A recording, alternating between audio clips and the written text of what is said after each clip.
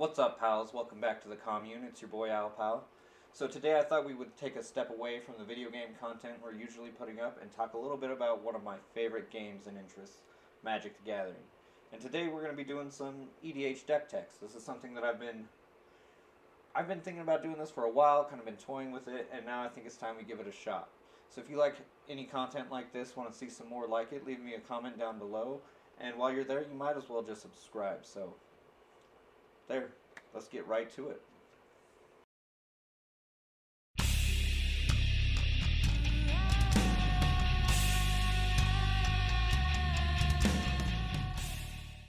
Alright, so in today's deck tech, we are going to be taking a look at Rashmi, Eternities Crafter. She's one of my favorite Simic commanders, and she's just one of my favorite commanders in general. I've took a lot of time to build this deck, buying cards here and there, trading for them where I can. And now I've finally got it to a place where I feel pretty confident in how well it performs that I can share it with you. So, let's start with our commander. Rashmi is a 2/3 for 4, which isn't bad, but she also reads, whenever you cast your first spell each turn, reveal the top card of your library. If it's a non-land card with a converted mana cost less than the spell you've just cast, you may cast it without paying its mana cost. Otherwise, you put that card into your hand. So essentially, whether we're hitting land or spells, we're gonna have one of these options. We can either add it to our hand if it's a land, or we can't cast it. Or if we can cast it, we can either cast it or put it in our hand. So it's really nice. So what this means for us, though, is that our early game is going to be focused on getting Rashmi out, and once we get her out, we can spend some time using her ability to essentially draw a card. So each of our spells are going to kind of cantrip in a way. Our opponents do get to see it, but we nonetheless are adding a card to our hand if we choose not to cast it. So we get to generate a little bit of tempo in that regard. But once we get to the mid and late game, and we have some of our engines set up where we can manipulate the top of our library, cast things with flash, kind of skirt around our mana resources, we're going to be casting spells off of her instead. And it really becomes like an option. Do we need to draw the card? Some cards we don't want to actually cast off of Rashmi if they have an X cost, or if it's just a card that has an alternative cost that we really would prefer in our hand. So we do have some options there, but really we're just trying to focus on getting some value in that mid to late game off of casting additional spells when we probably shouldn't be, because we will be casting them for free. So how do we make this work? Well, we need to start with our shell, and I think the best place to start for right now is with the ramp package we've got going on here. So first things first, we've got two mana dorks. We've got a Birds of Paradise and the Sylvan Caryatid. They both function identically. They tap for any color of mana, so they're going to ramp us up in the early game, give us a little bit of color fixing, allow us to cast what we want for the most part.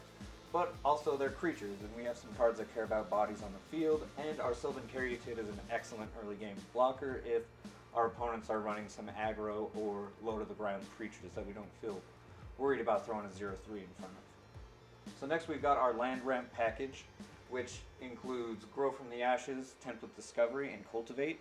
So Grow from the Ashes is kind of an interesting card. The kicker's an additional cost, and when we cast spells off of Rashmi, we can choose to pay any additional costs, or we have to pay them if they're mandatory.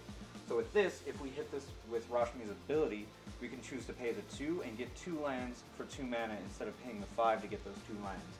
So it's a neat little interaction there, but also these are going to help us ramp a little bit, fix our mana. Cultivate helps set us up for our next land drop.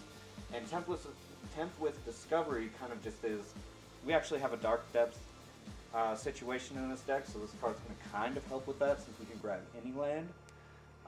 We don't necessarily have to be reliant on our opponents getting those. Experienced players probably won't even think twice about taking the deal here, but if it happens, it happens. We can get a Merit Lage on the battlefield. Otherwise, we're going to just use this to get some of our more powerful lands that we can't necessarily fetch with otherwise. Alright, to wrap up the mana ramp section of the deck, we've got a couple of rocks we need to discuss. First, we've got Jeweled Lotus and Soul Ring. Now, the Jeweled Lotus is going to help with commander attacks should Rashmi get removed from the game somehow. There is a little bit of potential for a turn 1 Rashmi, but that's not our primary concern with this card. We just want to get a little help with that tax later on so that we can ensure we have Rashmi on the battlefield at all times for the most part. Now with Soul Ring, this is a obligatory auto include. I don't know what else to say about it. It costs 1, it taps for 2, so it's gonna really help us ramp if we can play it on the early game, but even in the late game, it's a great card to hit off of Rashmi, or just to play outright to have a little extra mana to do the things we want to do. And rounding out the mana ramp and rock list here is Arcane Signet, Talisman of Curiosity, and Thought Vessel. So these all basically do the same thing. They cost 2, they tap for 1.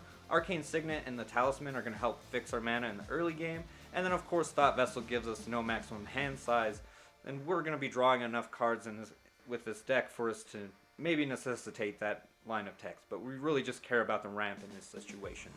But we also need to worry about what we're doing with the top of our libraries. This next section is basically dedicated to our top deck manipulation. We have a number of ways we can do this. We have a number of ways to set things up.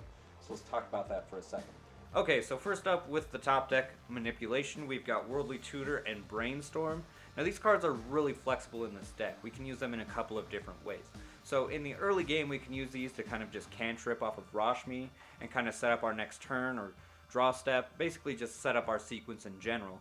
Or they're great to hit off of Rashmi with the cast trigger, because then again, we're still getting to set up things later on in the game. Then we've got Sensei's Divining Top and Scroll Rack. These two are just an absolute powerhouse in the deck. They work really well together, as well as they just do work on their own as well. So Sensei only lets us look at the top 3 cards of our library, which is fine. That lets us, in the early game we can dig for our lands, so we're not missing land drops, and then once we get to the mid and late game we can start moving things around to choose what we're casting. I like having that agency over what we hit with that Rashmi trigger. These both also work really well with the cards that shuffle our library. The reason why we're running so many fetches in the deck in the first place is so that we can actually shuffle our library. There's a lot of utility in that, because if we throw some cards away from our hand to the scroll rack, or we're looking at the top 3 with Sensei's Divining Top, and we don't like what's there, it's not really useful to our situation, we can shuffle them away and then take another look with one of the 2 here. So next up we've got Jace the Mind Sculptor. Now Jace has some pretty powerful abilities, but what we really care about are those middle 2. The Brainstorm on a stick is really going to synergize really well with Rashmi, setting up our next cast triggers or our next draws. Maybe we're digging for land drops if that may be the case. Whatever the case may be, we can do it with Jace. Now also his -1 is really good, allows us to play a little bit of some control to a certain degree. As far as his +2 and his ultimate are concerned, I'm not too worried about those. They're really good once we get down to the 1v1 if we can survive that long. And that's when we can maybe start worrying about using those abilities. But for the most part, we're just getting more value out of the Brainstorm than anything else that Jace offers. And so that's what we're going to be using him for primarily. The next up is Vizier of the Menagerie and Precognition Field. They both do the same thing, basically. They let us look at the top card of our library, and they let us cast those cards if they fall within the right criteria. So Vizier cares about creatures. He lets us cast creature spells from the top, and we can spend mana as though it's mana of any color to cast creature spells. This really kind of helps out in a lot of different ways. It helps fix our mana because we have some creatures that do have a little bit of a intensive mana cost, but also just being able to have a little bit of reach with that top card is super nice as well. Now Precognition Field, again, we can look at the top card, but it also lets us cast instants and sorceries from the top, which allows us to play, it just extends our hand a little bit so that we have a little bit of extra stuff. But also we get that filter ability with the 3 to spend 3 to exile the top card. I'm not a huge fan of it, but I have found it to be very useful in times when we're trying to be a little bit more defensive. Next we've got Momir Vig, who is just an absolute powerhouse with Rashmi. They synergize very well together.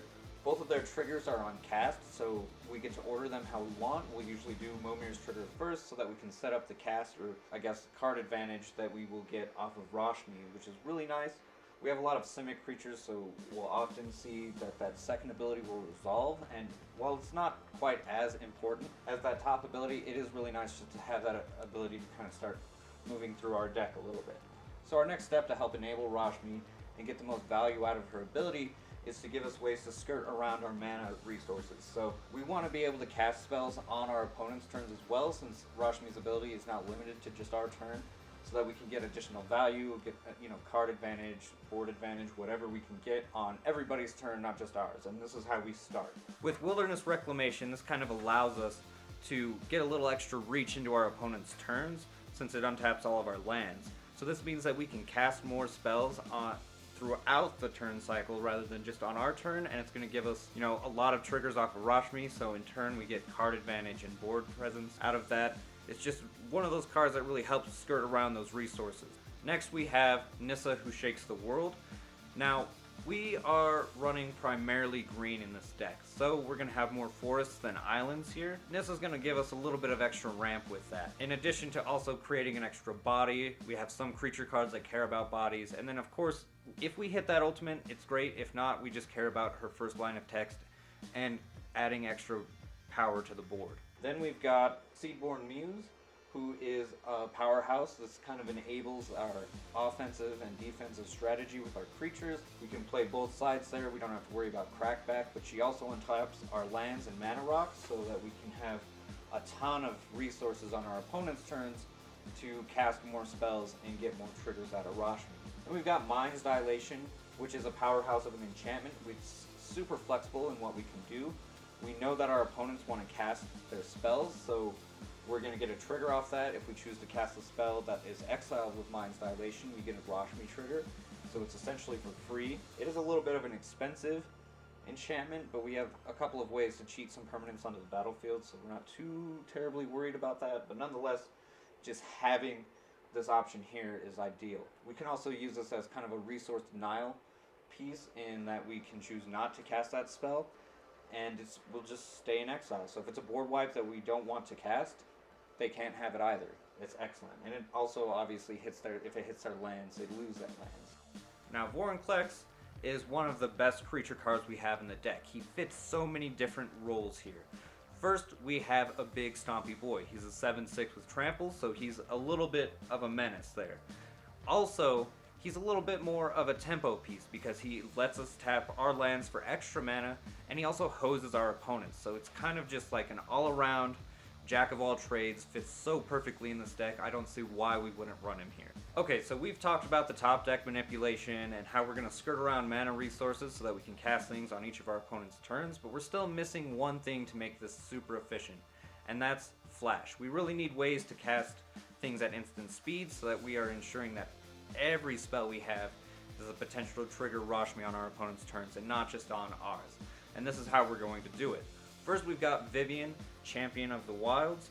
Now, she only gives our creatures flash, which is fine because we're running mostly creatures in the deck, and that's really all we care about with her in the first place. But she does allow us to give Vigilance and Reach to a target creature until our next turn. She also gives us a way to kind of dig into our library a little bit.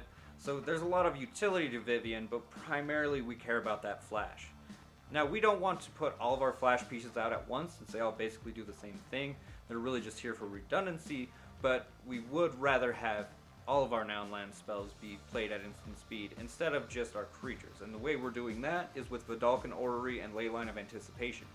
They both do the same thing. They give our non-land spells flash, but obviously the Leyline has the potential to come out turn 0 or whatever you want to call it, before the game starts essentially. So these are really just redundant pieces. We don't want them all at the same time because there's the possibility that, say, somebody plays a non-land permanent board wipe and we can lose all of our pieces and then they're in the graveyard and we'd have to really work to get those cards back. So we really just want to save these for when we need them and not just play them all at once.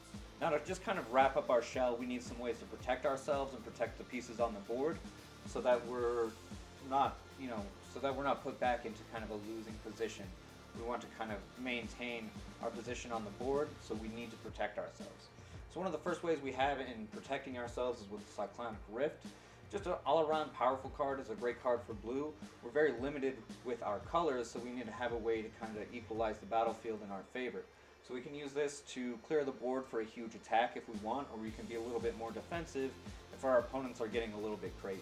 Next we have Reality Shift, which is hands down our best creature removal in the deck. It does have a little bit of a downside, and you're going to notice that with our other permanent removal here, aside from like 1 or 2 cards, but that downside we can easily deal with rather than deal with whatever that permanent or creature was in the first place. So the 2/2 manifest that our opponents are going to get off of the Reality Shift is significantly easier to deal with than any other creature that they might have. You know, we're taking away synergy or just generally good pieces from them and giving them just a vanilla 2/2. So I'm happy with that outcome.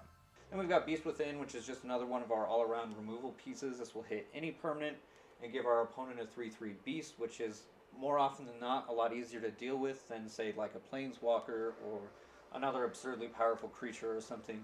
And then, of course, it reaches out into the territory of lands, artifacts, and enchantments as well. So we just have a lot of flexibility in how we choose to use this card, and we don't mind the downside. Next, we've got Krosan Grip, which is, I like to think of it as our combo breaker. It's got instant speed, it's got that split second, so we can respond to any shenanigans going on across the board and make sure that we can put an end to it. Or if we were against another player that's playing a lot of counters or something, this can just kind of be like, no, I'm actually destroying your thing kind of card. So I really like the split second on here. I like having the ability to not have our opponents respond with their spells and abilities. Next, we've got Quandrix Command, which is just an open-ended modal card that we have for the deck. This is really cool just to have in our hands so that we can counter spells with it. It's also really nice to have cast with Rashmi so that we can do a lot of stuff for free, essentially. So what I like most about this card is just how open-ended it is and how we can use it to benefit our strategy in multiple ways. And we've got Void Slime, which is the first of our real actual counter package. It's really just our best counter. We don't want to run too many, but we want to have enough in which we can, prevent problematic cards from resolving, because, if they're problematic, they're going to cause problems later, am I right?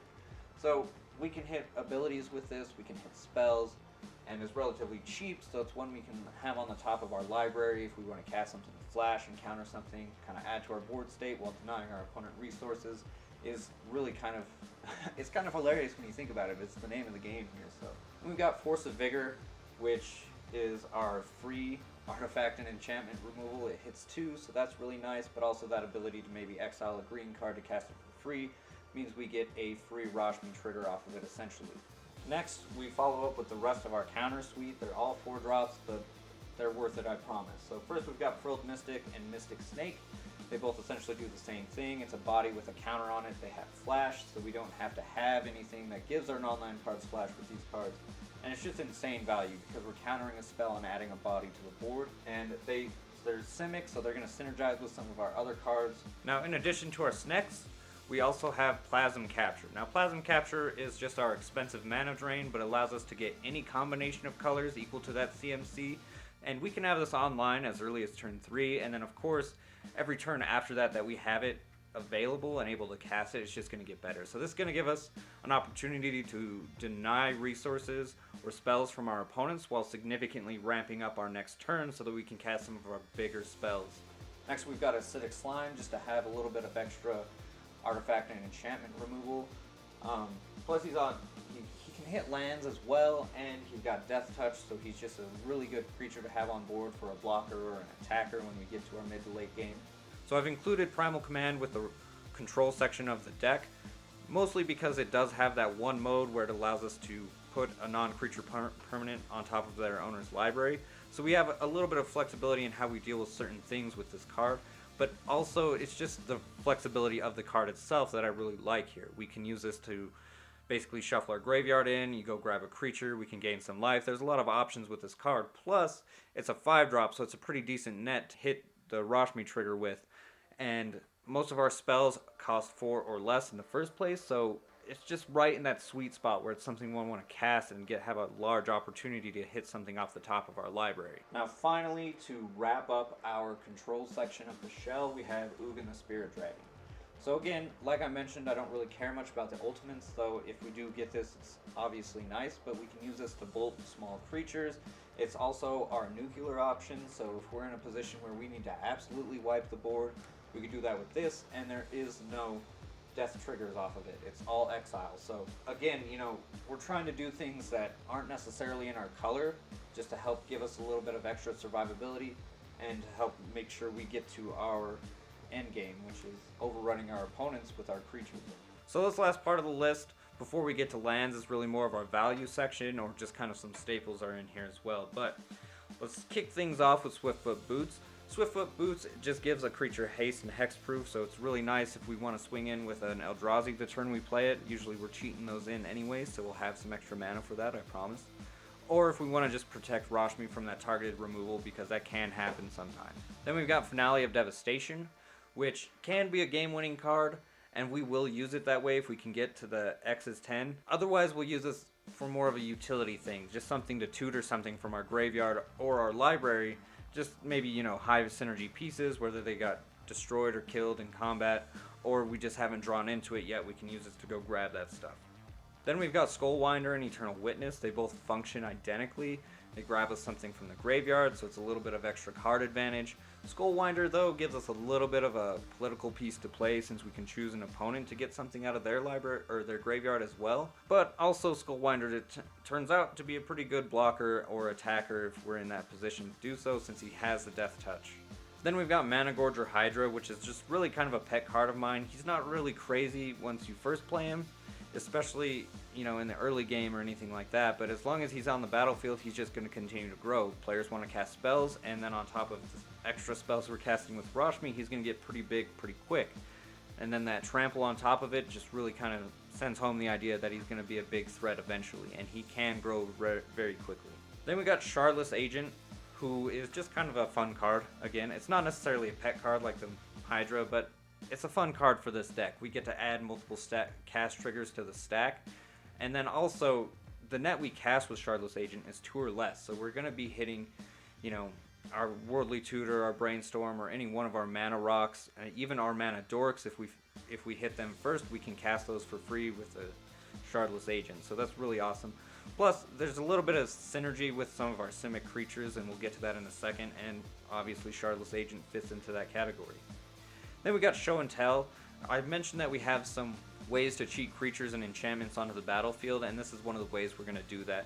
Now, it's a symmetrical effect, so our opponents get to do the same thing, so we have to kind of hope that what we're going to put out with this is better than what our opponents are going to do. And so there is a little bit of a risk associated with that, but otherwise we don't mind playing this early if we have some bomb to drop with it.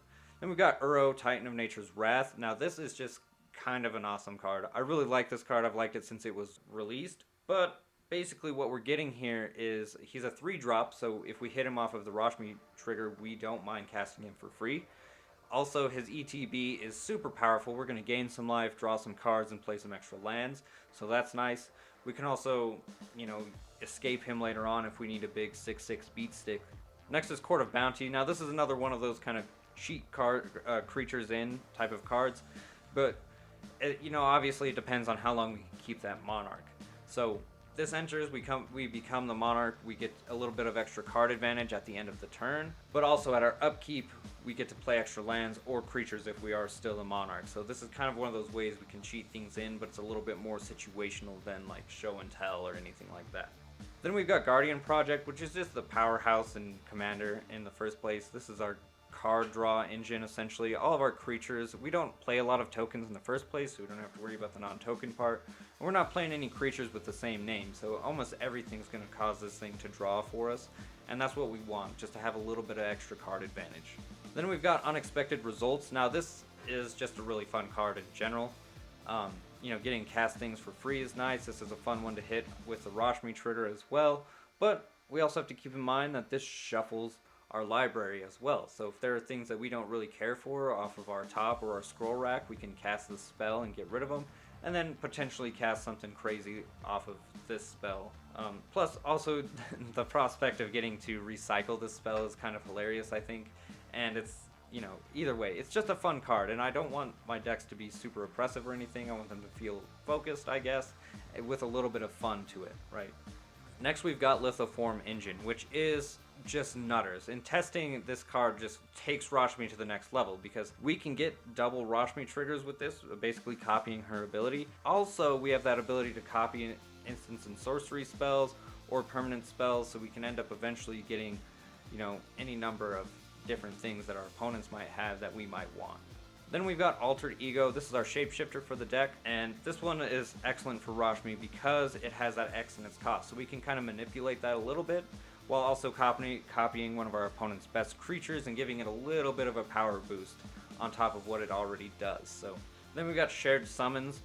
Just another one of our creature tutor cards. What I like about this is that we get to grab 2, and it costs 5. Like I said, it's kind of a sweet spot since the majority of our spells cost 4 or less. Essentially cast whatever we want off the top when we trigger Rashmi with this, but also we get to grab 2 creatures with different names and put them into our hand. And we have a really tight, high synergy duo that we'll get to here in a moment that we can use this to grab. Otherwise, we can just go grab, some of our high synergy pieces. Then we got Murkfiend Liege. He kind of serves as our lord for the deck. He gives all of our blue and green creatures a bonus. Plus, he untaps them and each player's untapped. So we get to sit back into that aggressive and defensive play style and not have to worry about crackback or anything like that. So we can apply some pressure and kind of fit more into that tempo role that this deck wants to fill. Then we've got Tendershoot Dryad. This is kind of our go wide option since it creates a sapling at the beginning of each player's upkeep. And, it's very easy for us to hit Ascend. We have another card that has Ascend anyway, so if we can't get the City's Blessing with this, or, usually we'll have City's Blessing one way or another is what I'm trying to say there. But also, those saplings can be huge, huge beasts by the time we're ready to come in with the whole team. Next, we've got Tatyova. Now, Tatyova is a super powerful card. She lets us draw a card and gain a life off of whenever a land enters the battlefield. But what makes her really nice in this deck is because we're running so many fetches, we essentially get to draw 2 cards and draw 2 life out of that interaction. And so we don't even actually lose any life from using the fetch. So she's just one of those extra card advantage engines that's going to help push us into having more resources and, essentially reaching that end game sooner. Then we've got See the Unwritten. See the Unwritten is one of our cheap big fat boys into play cards. Most of the time we're going to have Ferocious in the first place, so we get to get 2 creatures out of the top 8. Also, it throws these cards into the graveyard, so we can use it to fuel like casting Uro with his escape cost. But really, we just care about cheating some creatures into play. And then we've got Kodama of the East Tree. He's just a high value piece in general. We can play additional lands with him. We can play additional permanents. It just gets super out of control. And once you couple him with some of our other cards that allow us to cheat things into play, we kind of get like this crazy train going where we can drop a lot of permanents from our hand because we have like Court of Bounty and Kodama out at the same time. It can get a little wild.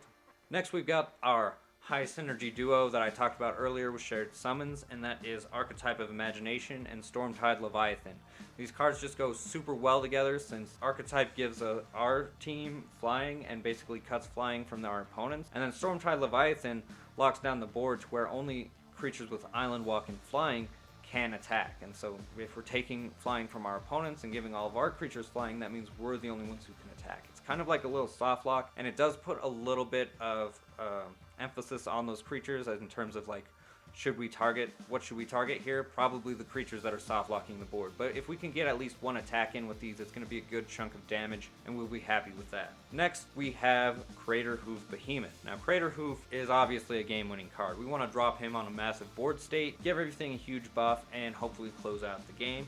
Next, we've got Omniscience. Omniscience is just kind of another one of those pet cards. It lets us cast things for free, so basically it skirts around the mana resources. But because it costs 10, we really kind of have to cheat it in. It's not really a reliable way for us to skirt around those resources like what we have with Seedborn Muse, or casting things for free is something that I like to do. And we can drop this into play with something like Show and Tell. Now, to round out the last of our value cards, so to speak, is our 2 original Eldrazi Titans. Now, these guys are going to get cheated in almost every time. If we can hard cast them, that's fine. Their cast triggers are well worth it, but just dropping these guys for free out of nowhere is so good.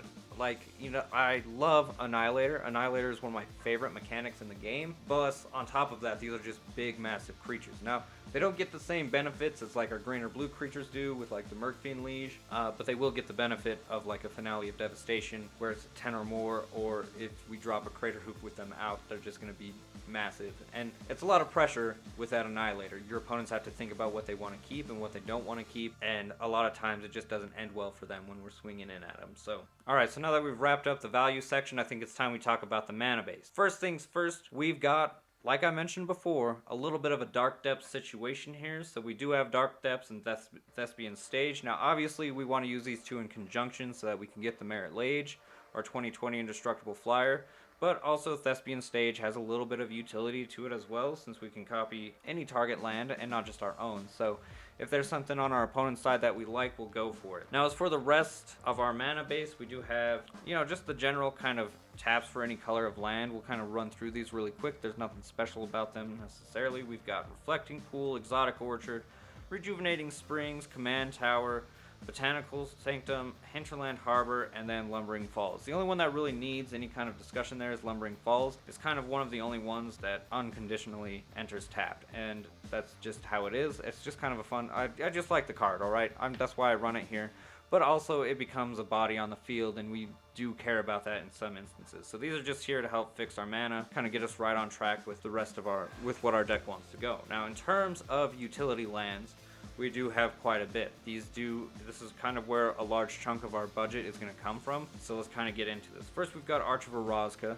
Now, Arch of Orazca is our other Ascend card. We care about having City's Blessing with this, so this is one way to do it. And then it gives us a little bit of card draw later on in the game. Then from there on out, we basically have a bunch of lands that are going to shuffle our library. And this just is a lot of synergy with our top deck manipulation. We want to have the ability to kind of pick and choose what's up there.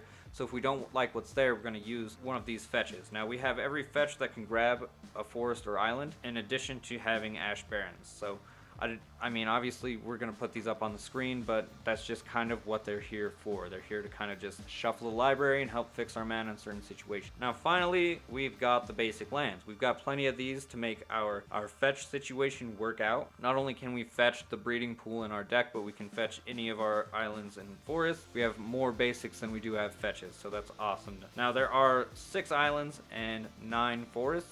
We are running more green spells than we are blue spells, so it's important that we have a little bit of a different ratio there. But yeah, these just help make sure that we have something to grab with our fetches once we get that breeding pool out of the way. So our game plan is to get Rashmi on the field as soon as possible so that we can start to cantrip and cast additional spells with her ability. And we're going to do this by setting up some top deck manipulation, finding ways to get around a mana cost, or having additional resources, and then giving things flash so that we can do this on each of our opponent's turns rather than just on our turn specifically. Now, there is a little bit of added complexity to this because once you have the top deck manipulation, you have to kind of be able to decide at an instant what you think you need in that situation and whether or not you need to crack your fetch to shuffle and look again, or if you can use some other abilities or spells to kind of help you set up that draw so that you're playing effectively by choosing what you need in each situation.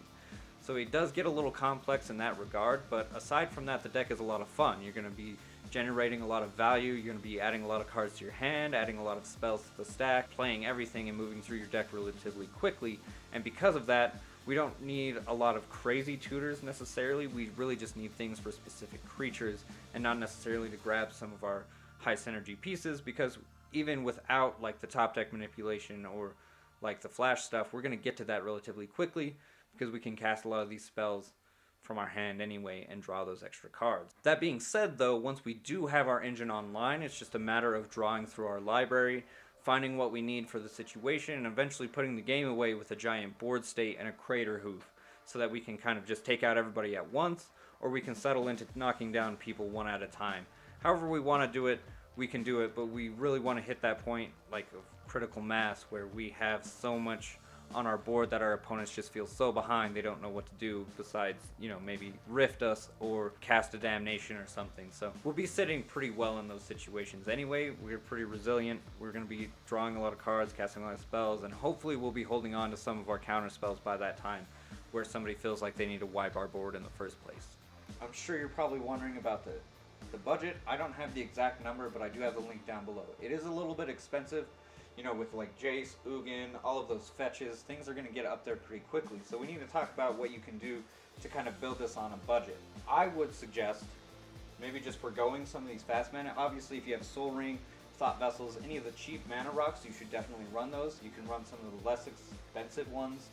You can run Hedron Archive, you know, anything that's going to help give you a lot of mana early on in the game. You can also run a lot more land ramp spells so that you don't have to run as many fetches. Land ramp spells shuffle your library, and that's what the primary utility of those cards are.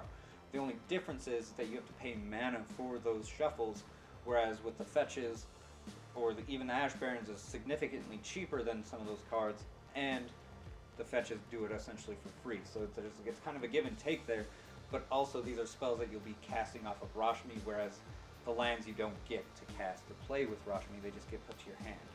So There's a little bit of give and take there, but you do have options to significantly reduce the cost there. There are plenty of other planeswalkers that you can use as well that are not as expensive as the ones I've chosen here.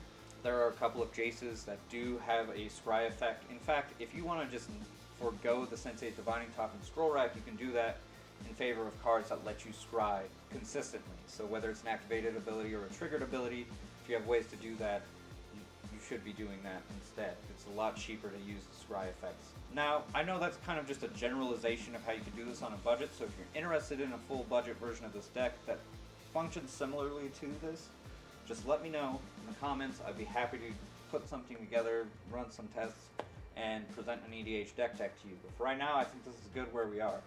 This has been Al Pal. Be kind, be safe, spread the love, and we'll see you next time. Peace.